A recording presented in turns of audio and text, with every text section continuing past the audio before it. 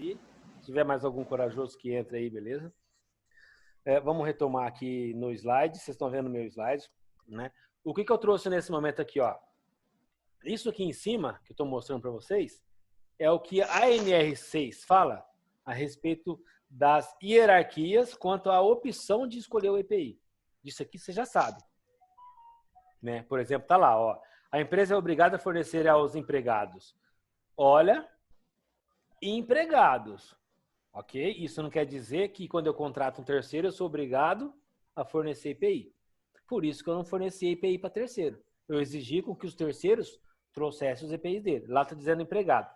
Se tivesse trabalhador, aí iria ferrar, né, o Goiás, né? Beleza, mas tanto pode ser a contratante também entregar, caso assim ela opte. Depois desconta no pagamento, beleza. Então, cada uma, né, que tem a sua gestão. Mas a empresa é obrigada a entregar gratuitamente os EPIs adequado ao risco, né, em perfeito estado de conservação. É aquilo que nós falamos. Lembra disso? Você reaproveitava EPI? Claro, eu tô com uma bota de borracha lá, novinho, o cara usou uma vez, lavamos, higienizamos, tudo bonitinho. Eu vou fazer o quê? Vou jogar fora? Ah, vai, fala pro gerente teu que você vai fazer isso, vai, no outro dia você tá na rua, né?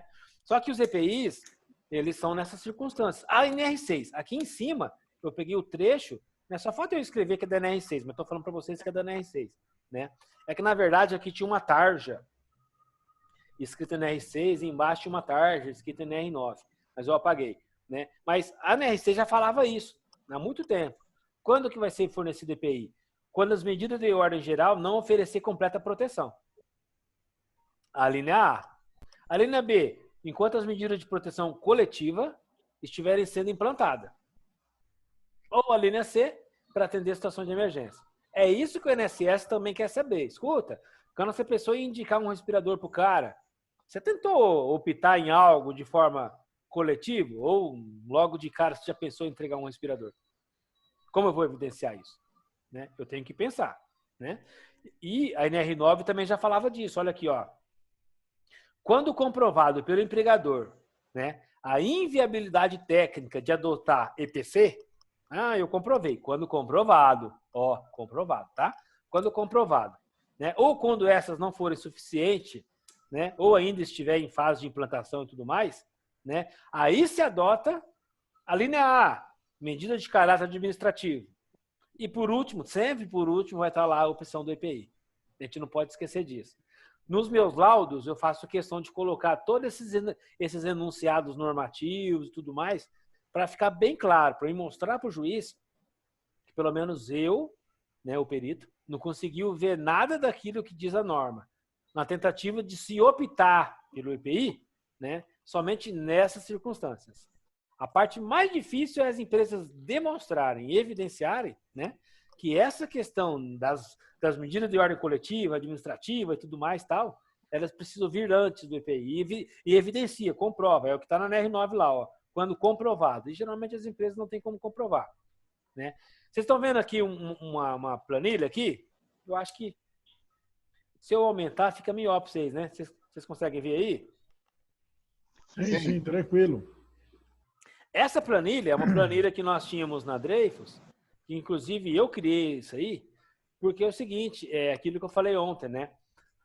Tudo bem que nós vamos ter mais aulas sobre gestão de EPI, mas eu quero já clarear a mente de vocês um pouquinho, porque nós vimos ontem, acho que se eu não me engano tem mais um slide na frente e tal, que fala de que as validades do CAs a gente tem que acompanhar. Lógico, né? Então, nessa planilha eu tinha aqui, ó, na última coluna, vocês estão vendo a última coluna? Lá está escrito assim, ó, vencimento do CA. E aí eu tenho aqui, ó, né, 14 de maio. É que lógico, essa planilha aqui é 2016. Por isso tinha CAs que ia vencer em 2018, 2017, em 2016 e tal. Mas olha que legal, nessa planilha, pelo menos eu tinha todos os dados que eu precisava para a gestão nossa. Tá? Quem que tinha essa planilha aqui?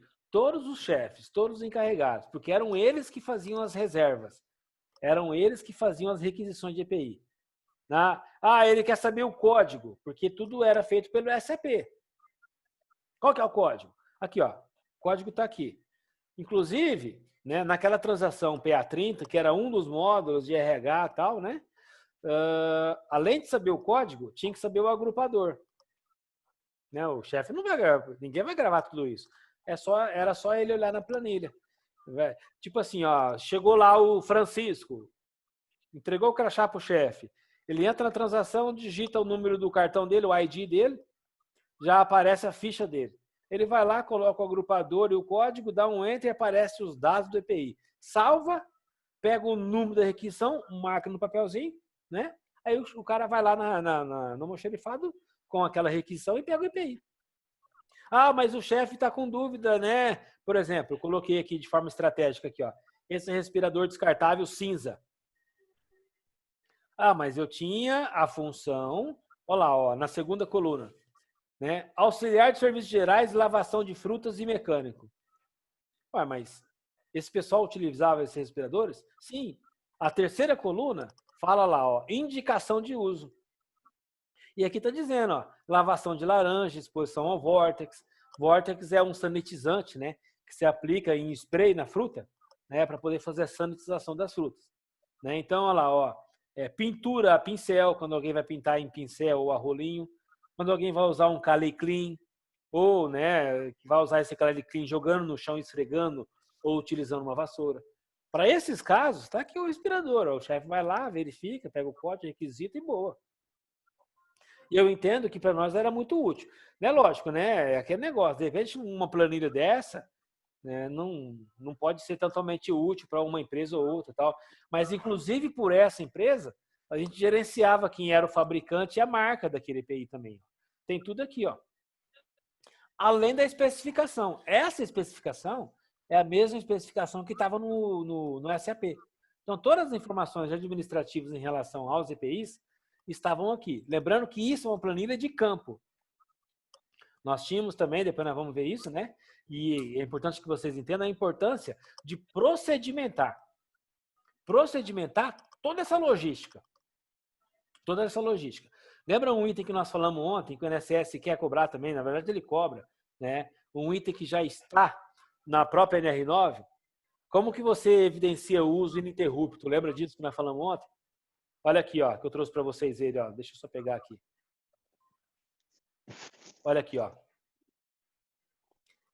Isso aqui é o mesmo formulário que a gente utilizava na Dreyfus. Aí eu peguei esse formulário, deixa eu diminuir um pouquinho, pronto. Eu peguei esse formulário para implementar em alguns clientes. Porque o que acontece? De tempo em tempo, né, o chefe e tudo mais, tá, ou o técnico de segurança, ou o cipeiro e tal, ele preenchia uma ficha dessa. O que acontecia? Só para vocês entenderem. É uma ficha que alguém chegava no funcionário e iria verificar se os EPIs eram bem conservados, se os EPIs estavam sendo utilizados de forma correta, tudo mais. Só que para isso, quem faz a inspeção tem que ter um treinamento. Ó, protetor auricular. Você vai fiscalizar, né, quanto ao uso correto. O uso correto é assim, assim, assim. Né? Você pega lá um protetor que esteja sendo utilizado de forma inadequada, você vai ter que colocar lá assim, ó. Cadê lá? Uso correto? Sim ou não? Você vai colocar não. Só que o importante é, para cada vez que eu coloco um não, e embaixo aqui, ó, eu tenho que determinar. Tem uma outra planilha, depois eu mostro para vocês, que ela era até um pouco maior que isso. Pegava uma folha A4, pegava uma folha inteira. Tinha mais informações ali. E ali tinha um plano de ação, ali assinava o chefe da área, o técnico de segurança. Só que ali é mais burocrático. Pelo menos essa metodologia da gente fazer inspeção era mais dinâmico. Porque é o seguinte, tem um campo aqui, ó, aqui onde estou mostrando a seta, o mouse aqui, tem um campo que está escrito assim, ó, reserva número. Ah, mas o que é reserva número? Uai, o chefe que faz a inspeção, se ele já vê a necessidade de trocar o EPI, ele mesmo já faz a reserva, ele marca nesse mesmo papel o número da requisição e esse papel a pessoa vai no almoxarifado e entrega esse papel. Qual que era a logística de tudo? O almoxarife, além de gerar a ficha de EPI para o cara assinar, ele grampeava na ficha de EPI essa comprovação de que foi feita a inspeção. Dessa forma, eu evidencio totalmente, realmente, aquilo que a INSS quer saber. Escuta, né, está sendo verificado o uso ininterrupto? Ou seja, todo o tempo tem alguém lá fiscalizando quanto ao uso do EPI? A todo tempo tem. então eu tenho formas de evidenciar. É aquilo que a NR9 quer apresentar para nós, formas de comprovar. Né? Isso aqui vocês podem adotar em qualquer empresa, né? Aquelas que talvez vocês sejam os técnicos, ou talvez vocês seriam aí os prestadores de serviço, então não tem problema nenhum. Tá?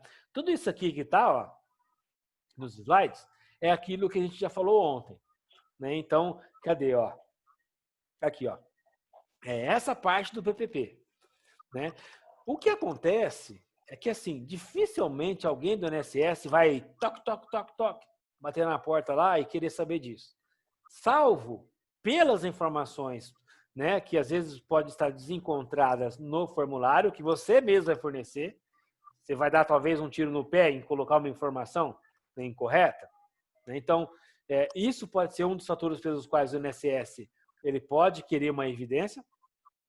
Ou, em algumas outras situações, né, aí já não há solicitação de documento, aí já é instaurado um processo nos quais você vai ser processado, né, por uma ação regressiva do INSS. E isso é o que mais tem acontecido. Não só isso, né, na esfera previdenciária, é aquilo que a mulher falou na live de segunda. Né? A maioria das ações de regresso do INSS tem sido por conta de acidentes e doenças. Mas também tem tido muitas ações de regresso por conta de arrecadação que a empresa deveria fazer por conta de ter que custear a especial e as empresas não custeavam. Por que as empresas não custeavam? Por má administração ou por também querer pagar para ver. Muitas empresas fazem isso. Isso acontece muito. E aí o que acontece? Na esfera administrativa, o INSS indefere um pedido, mas na justiça ele é obrigado a conceder. Aí o INSS se sente lesado com toda a certeza, e aí eu concordo com toda a certeza, é a empresa que tinha que gerenciar os seus ambientes e sabendo que existe um agente passível a reconhecimento especial que contribuísse com as complementares. E nunca foi feito. A justiça vai e pá, concede a obrigatoriedade do recebimento do benefício, que é um direito do cidadão. Concordo. Mas aí o INSS, por se sentir lesado, provoca uma ação regressiva contra a empresa, para ressarcir tudo aquilo que ela teve que pagar para o cara e vai ter que continuar pagando. Né? É isso aí. Então, olha esse campo aqui do PPP. Né? Então, lógico, nós vamos ver mais sobre o PPP. Né? Mas eu vejo que de tudo que a gente pode colocar no PPP, o maior cuidado estão nesses campos aí. Ó. Né? Por exemplo, aquilo que nós falamos lá, o 15.4, intensidade ou concentração. Se eu tiver que fazer um PPP, como eu falei para vocês no caso daquele mecânico, lembra que a gente fez a avaliação? Deu 86.9 e tudo mais? Né? Por mais que ele trabalhe 8 horas, a gente já sabe o que eu falei ontem. Se eu converto lá para NEM, para uma jornada de 8 horas, vai dar o mesmo valor, porque os valores zeram.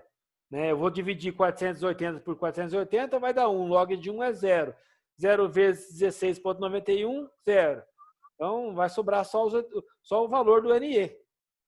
Né? Aí eu coloco, aqui no 15.4, eu coloco 86.9, NEM.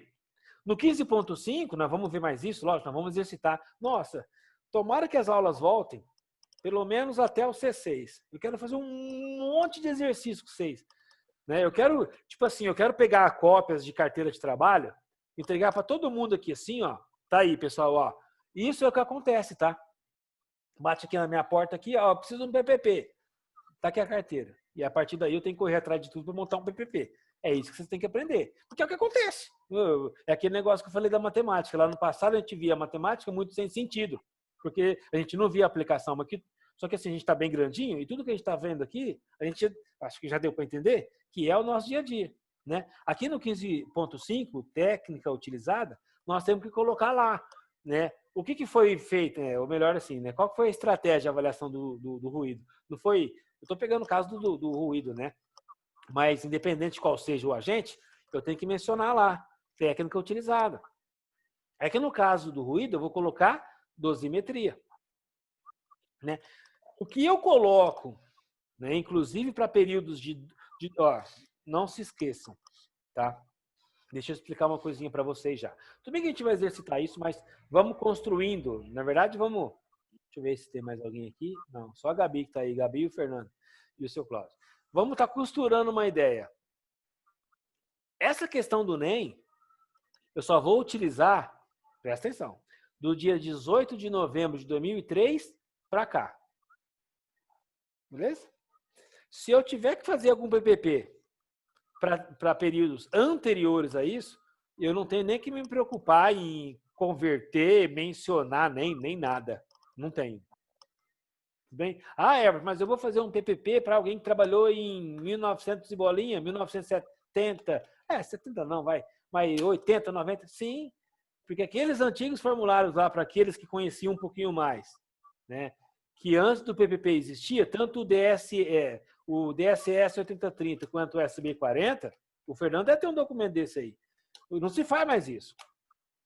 Mesmo para período bem anterior.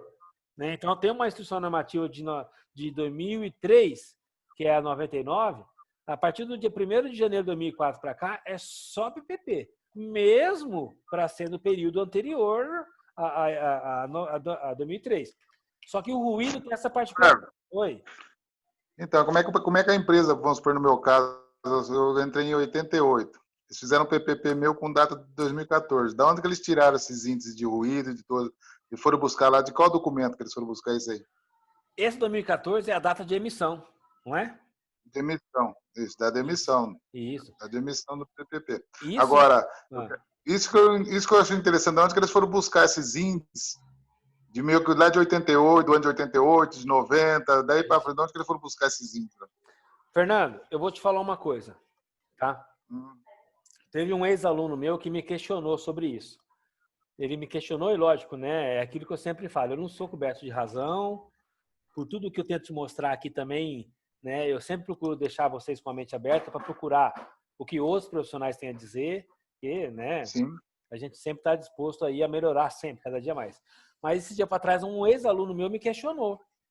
Ele me mandou uma mensagem para tirar uma dúvida sobre um PPP. Né? E aí eu expliquei para ele como ele deve ser feito. Faz assim, faz assim, assim, assim. Beleza. Aí, como ele trabalha no escritório, é lá de Viradouro. Como ele trabalha no escritório, ele pegou um PPP que eu tinha feito há 2 anos atrás, e aí ele falou, depois ele mandou um áudio, olha que legal, falando assim, Everton, mas nesse PPP que você fez com a mesma empresa, só que há 2 anos atrás, você fez diferente, cara. Você fez assim, assim, assim. Aí eu falei para ele, deixa eu te explicar uma coisa.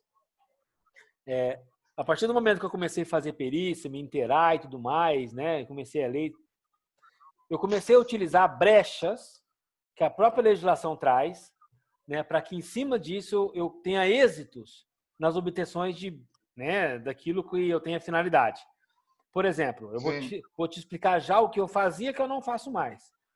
Se eu tenho que fazer um PPP, tá? Para uma empresa. Imagina que, igual você, vou pegar teu caso. Vou fazer um PPP para você. Você trabalhou de 88 a 95. Posso dar exemplos? Pode. Vamos imaginar que você trabalhou na empresa de 88 a 95. Ok? E aí, em 2014, você foi juntar todos os documentos para dar entrada nas aposentadorias. Beleza. O que eu fazia até uns tempos atrás? Por exemplo, caramba, para essa função, para esse ambiente que o Fernando trabalhou, eu só tenho PPRA de 2002 para frente. O que eu fazia lá atrás? Eu fazia o PPP, só que nos campos dos agentes ambientais, que é esse campo que vocês estão vendo na tela aqui, eu deixava em branco. Deixava em branco. E justificava lá embaixo, na observação, que para o período elaborado pelo ex-segurado, a empresa não dispõe de documentos. Beleza. Só que aí eu comecei, a fazer perícia, o Ziel me ajudou muito com isso, a gente lê uma coisa, escuta de outra, né? Peguei aquele manual de aposentadoria especial de agosto de 2017, li de ponta a ponta, tal. Comecei a mudar as estratégias. Primeiro que eu consegui agradar, sabe quem era? O advogado. Advogado. Rapaz, isso aqui tá perfeito, cara. Nossa senhora, é isso aqui mesmo. É lógico, né? Sabendo que na esfera administrativa ele pode não ter êxito e ter que entrar com uma ação contra o INSS. Beleza. Mas, para esse mesmo caso, hoje, com uma outra cabeça, sabe o que eu faria? É simples. Vamos imaginar, você trabalhou de 88 a 95 e eu tenho um PPR de 2002. Ok?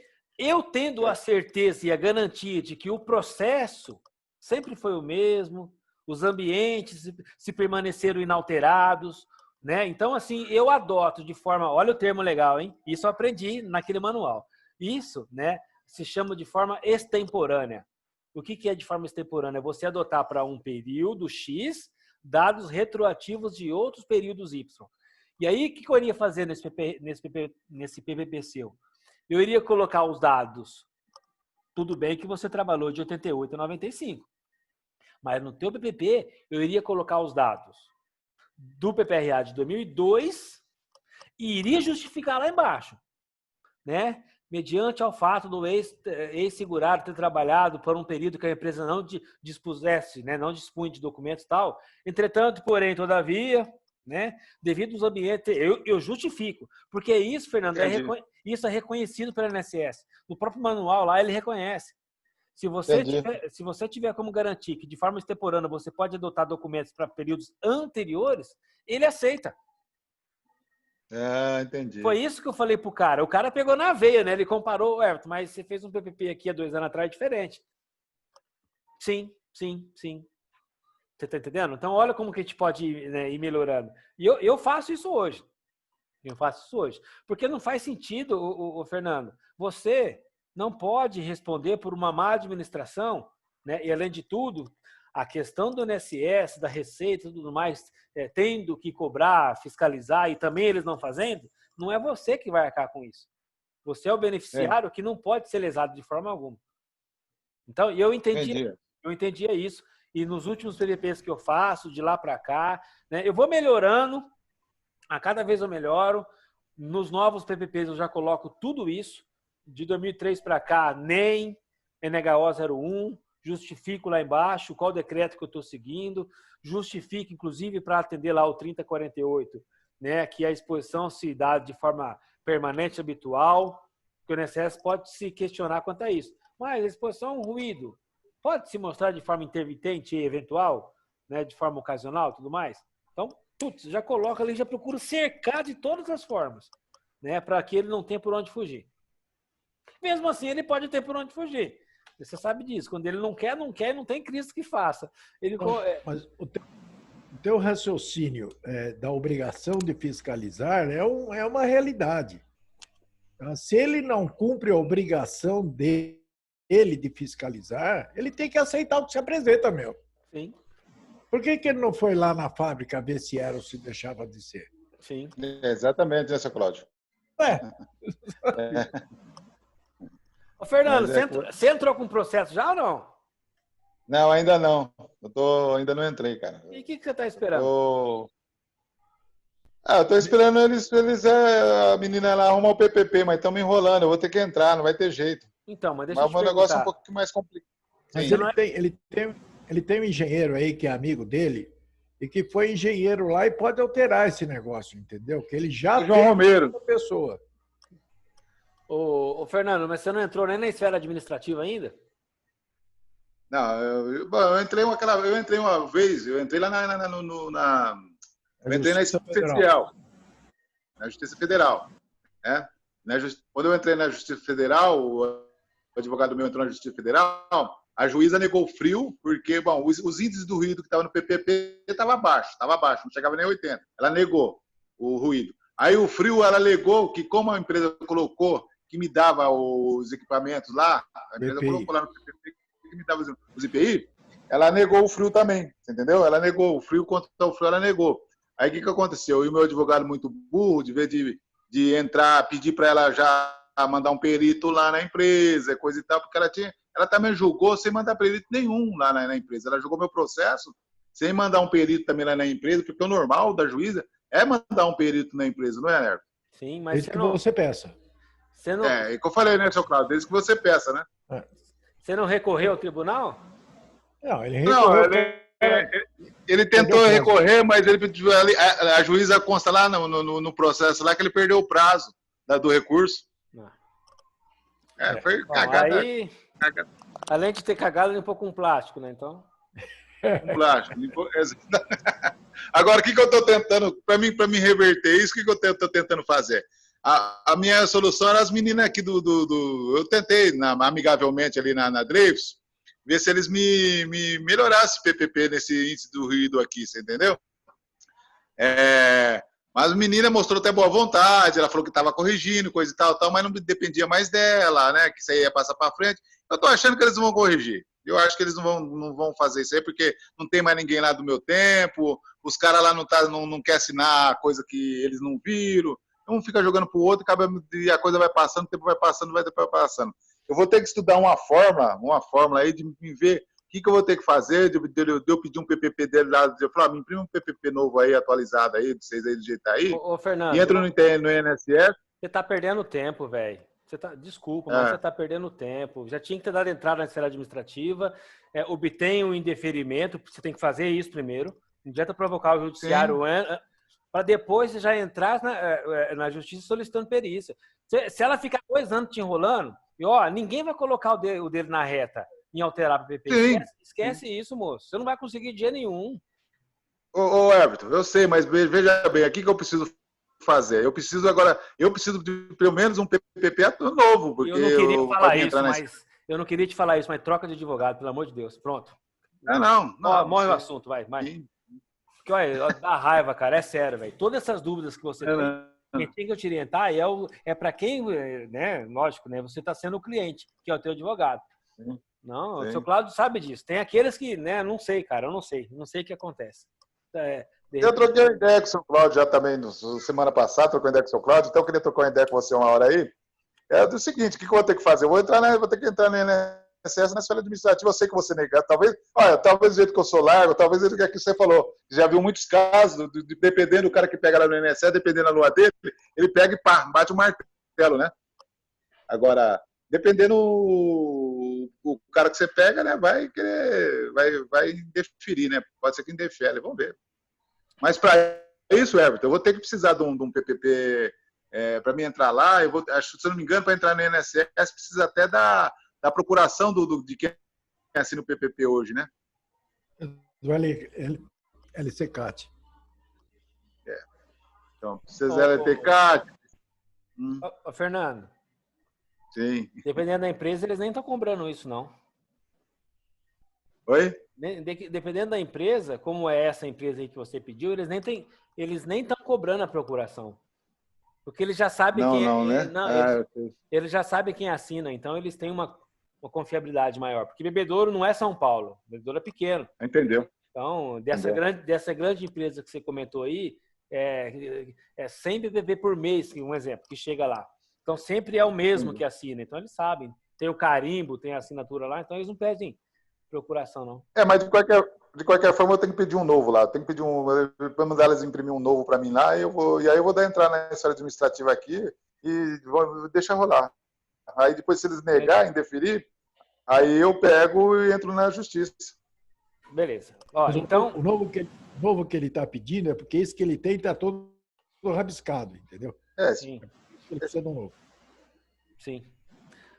Então, beleza. Esse aqui é um dos campos, né, do PPP que trazem como fala? Impacto, né, na gestão de atendimento da NR6 e da NR9. Então, esse campo, na verdade, essa tela aqui que eu estou mostrando para vocês aí, né, eu só recortei de um PPP. Isso aqui é um PPP, né, e isso aqui a gente tem que tomar cuidado muito com as informações que a gente coloca.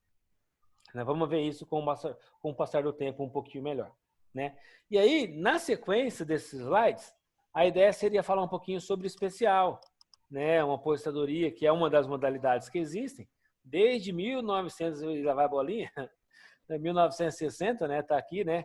A lei é 3807 de 1960. E aí, com o passar do tempo, a própria especial ela foi tendo bastante alterações, tal. Né? O que vai acontecer? Eu gostaria com que vocês depois lessem, ou sempre que a gente fosse deparando, não precisa perder um tempo para a gente estar lendo tudo isso, não. Mas, por exemplo, assim, a gente falou sobre ruído. Nada impede vocês de pegarem o manual do INSS, né? Quando eu falo manual, é o manual de aposentadoria especial. né? Nada impede vocês de darem uma lida. O que o INSS fala sobre o ruído? Aí a gente vai passar pelo calor, depois foca no calor, né? Depois eu vou mandar para vocês. Se eu já não mandei, eu mando, né? Esse manual do INSS. E na sequência, esses slides, né, eles apresentam aí essas alterações que foram tendo com o passar do tempo. E teve bastante alteração, né? Dentre elas, a mais drástica é aquela que reconhece, que a gente já sabe disso, né? Até 95 as especiais eram concedidas simplesmente por categorias, né, de atividade, né, seu Cláudio? Não, por mais que talvez tinha ou não exposição, mas era por atividade, né? Exatamente. Professor, né, engenheiros, muitos aí que não tinham nem exposição a agentes nocivos, mas devido a atender as legislações da época, né, e se enquadrasse lá naquelas tabelinhas, né, era batata, como diz o outro, né? Era pedir e conceder. Né? Motorista, era constante. Eu aposentei uma posição de motorista por Aí, classe ó. especial. Sim, sim. Só porque ele era motorista. Verdade. Então, tem outros slides, né? Depois eu vou estar passando isso aqui com o tempo para vocês e tal. Nesse slide aqui, ó, só uma observação, que é aquilo que a gente comentou ontem, né? Desde 98, quem custeia ou quem deveria custear as especiais são as empresas, né? Então, aqui tem os percentuais, né, das alíquotas complementares. Né? Então, aqui, ó, se eu tenho alguém que se expõe a algum agente agressivo, que daria direito a se aposentar aos 25 anos de trabalho, olha aqui, ó, o vermelhinho, né? Isso teria, né? Isso faria, na verdade, isso faria com que as empresas contribuíssem 6% de sua folha. Na verdade, é a folha do setor em si, não é a folha da empresa toda. Porque o RAT, né, o risco de acidente de trabalho, que é dado em 1, 2 ou 3%, e isso é em cima da folha total. Né? Mas essas complementares, que diz respeito a quem se expõe a agentes nocivos, para custear a especial, isso é em cima de cada setor. Né? Porque às vezes você tem um ambiente administrativo, é diferente de uma unidade fabril. Né? Então, as alíquotas complementares elas não são pagas em cima das folhas totais da empresa, da folha total. Né? Se eu tenho alguém que se exponha lá, ó, e se aposente aos 20 anos, né, a alíquota sobe 9%. Né? Se eu tenho alguém como trabalhos submersos, né, de mineração e tudo mais tal, que dê direito de se aposentar pela especial com 15 anos, né, olha as alíquotas quanto eram, né? Quanto é, né? 12%. As alíquotas subiam mais ainda. Né? E aí, cadê? Na sequência desse slide, foi aquilo que eu comentei com a Gabi, eu até falei para ela aí e tal no vídeo passado. Né? Existe esse decreto aí, que é de 2003, que é o 4882, que ele fala justamente isso, né? Ele fala que, onde está grifado de vermelhinho aqui, ó, as avaliações ambientais devem ser seguidas de acordo com a NHO. Né? Já, entretanto, porém, todavia, olha aqui, ó, os limites de tolerância são os estabelecidos pela legislação trabalhista. Então, se a gente pegar, aonde que a gente tem limite na legislação trabalhista? Na NR15. É a única norma que traz limite. Né? Então, olha que interessante. Eu vou mostrar para vocês alguns modelos de LTCAT, né? E aí eu faço questão de colocar, lógico, né? Tem um item, né, no LTCAT que eu faço questão de dar uma boa caprichada nele, que é a fundamentação.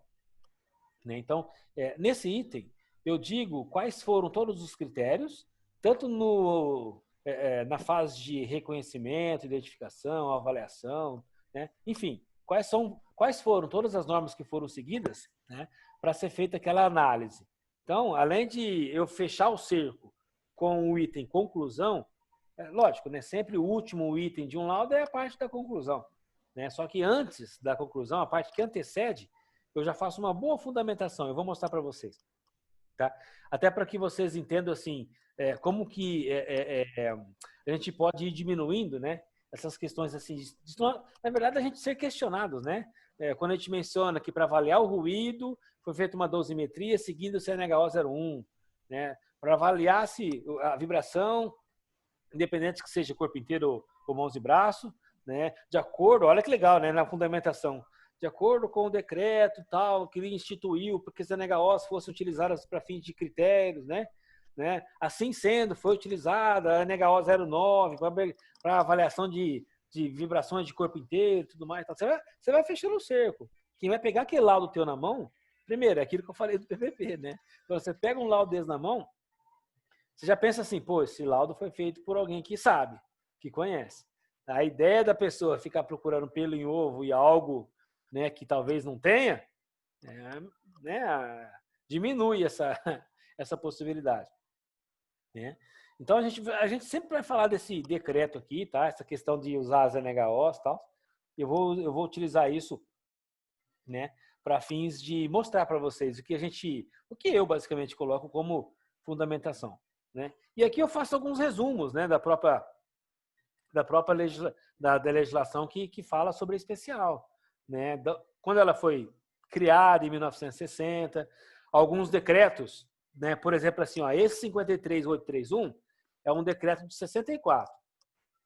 Tá? Esse decreto, tá? Tudo que está nele, em termos de enquadramento, é o que prevalece até 97. Porque em 97, com a edição do decreto 2172, deixa eu ver se ele está aqui. Aqui, ó. Com a edição desse decreto aqui, ó, né, ele revogou os outros dois que existiam, tanto o 53831 quanto o 83080, e ele traz uma, na verdade, para alguns agentes, né, ele trouxe algumas novas abordagens, além dele ter excluído aquela questão de enquadramento por atividade. Então, a exclusão do enquadramento por atividade se deu em 97 com esse decreto aqui, ó, o 2172. E tem algumas coisas interessantes que hoje, acho que eu vou mostrar um pouquinho mais para frente. Hoje o INSS, na esfera legislativa, não esqueça, né? O INSS não reconhece. O INSS não reconhece alguns agentes agressivos como precursores, né, de direito ao enquadramento especial. Dentre eles, por exemplo, a umidade, né, de 97, né, de 97 para cá, a umidade não está, bem lembrado, o frio não está, também a radiação não ionizante também não está, de 97 para cá não está. Só que na esfera judiciária isso muda, porque tem um item